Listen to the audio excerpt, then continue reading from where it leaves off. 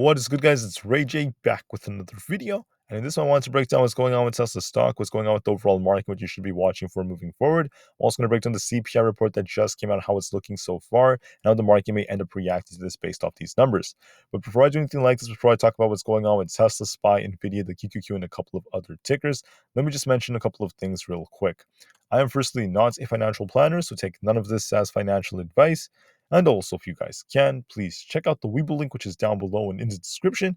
If you sign up for Webull, the link down below, and deposit any amount of money into the account, you are guaranteed up to 12 free stocks.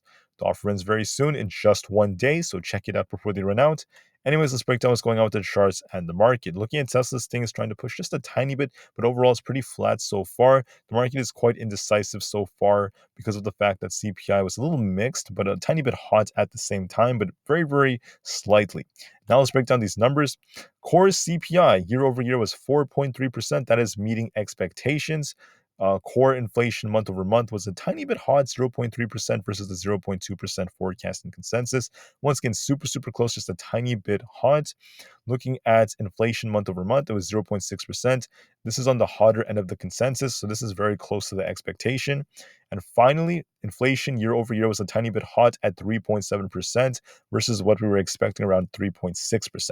So just barely above expectations, super, super close, if anything, just a tiny bit hot. But core CPI was as expected year over year. So very mixed and a tiny bit hot is the best way for me to describe this. Now, looking at how the media is kind of reacting to this, it's not really a bad reaction. You can see that we had a slight increase in the overall inflationary numbers, but this was because of energy. Energy is what inflated CPI up, while core is still dropping and meeting expectations. Now, what's important about this is the fact that the articles out there are saying that when it comes to CPI, the Fed is likely not going to budge or change their policy much based off this. That's what most headlines I'm seeing are saying. And that's so far why the market is still holding up. It's not really like reacting too negatively to this. So you can see it once again, 3.7%, a little bit hotter than expected CPI year over year, just a tiny bit hotter, but core was as expected year over year. For now, we're seeing the same thing being said right about here. Now, looking at the chart, I just want to show you guys this. This is what inflation is looking like. This is the overall number. The blue line right here, you can see there's a slight increase in CPI, but core has been on a nice downtrend and still continuing to downtrend. So like I said before, very mixed. Core was not hot by much, and we only saw the overall CPI up by a tiny little smidge.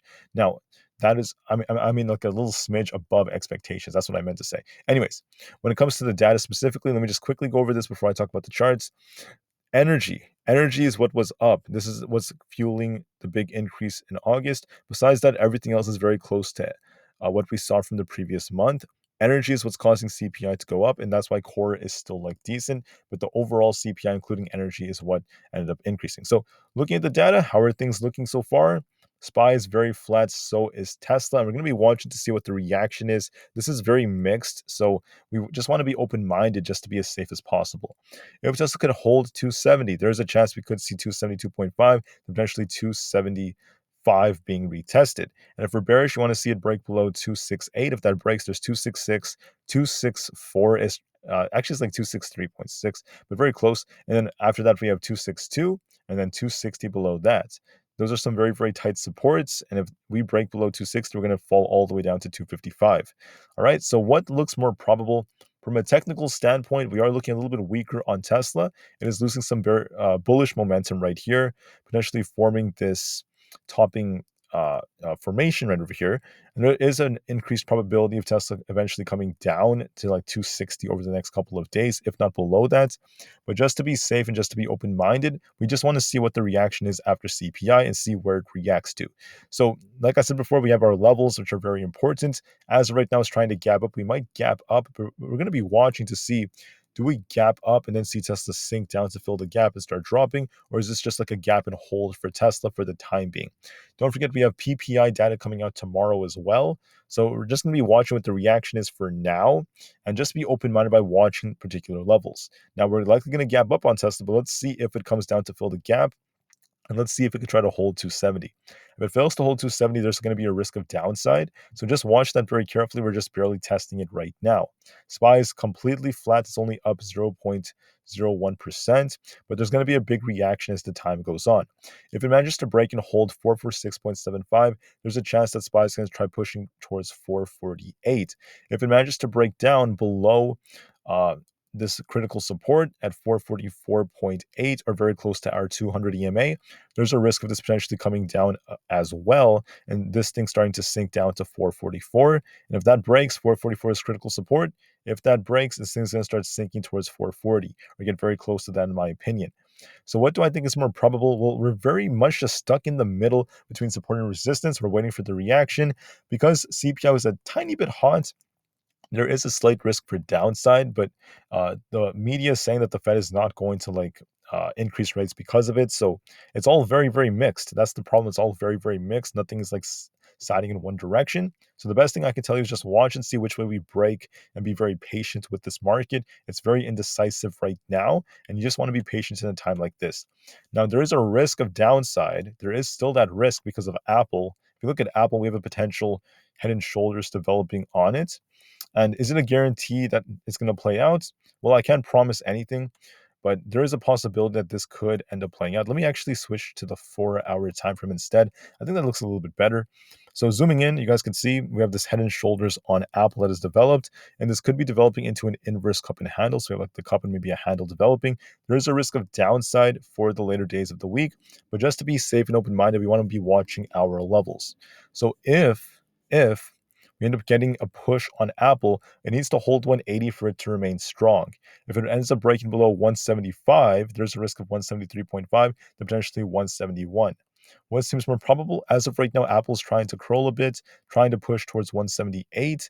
We're going to be watching to see if Apple could do so and how it reacts to this resistance. Watch out for a potential inverse cup and handle, and watch for this potential head and shoulders to play out. If this plays out, it's going to sink the market lower, so we just want to be open-minded. We want to just be prepared for now. This is still valid, so be very, very careful. There is a risk of downside for the market in the future because of this over the next couple of days. It doesn't have to start immediately. It could take some time, but I just want to warn you about that. The QQQ has a potential head and shoulders as well, just like SPY. This could be developing, and if it does play out, you have to watch your break below 370. That's the critical support. If we break above 374, there's a chance we can push up towards 377.5 or so. Now, I'm in the middle. I just like to be as open-minded as possible nonetheless.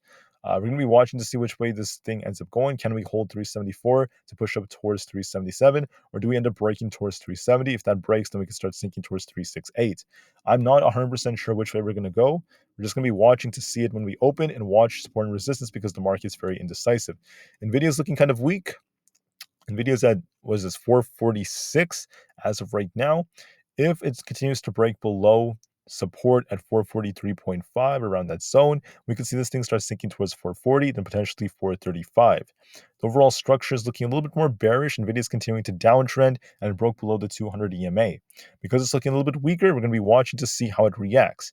For us to turn bullish, we want to see it get above 452. If it manages to do so, it could push towards 460. But as of right now, the trend is favoring the bears at the time I am recording this. So we want to be watching to see how Nvidia reacts. So hopefully this video was helpful, guys, just to be looking at which levels to watch for. We want to see if Tesla could hold 270.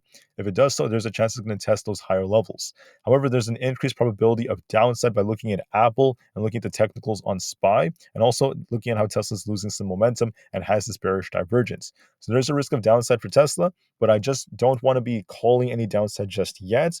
I want to wait and see what the reaction is after CPI when we open. Sometimes when you're trading, you have to say that. Sometimes we just have to wait for what the real reaction is. And with that said, be patient, do what you have to do, guys, and I'll see you guys very soon. Thank you for listening. Have a great day. Get ready for market open very soon, and peace out.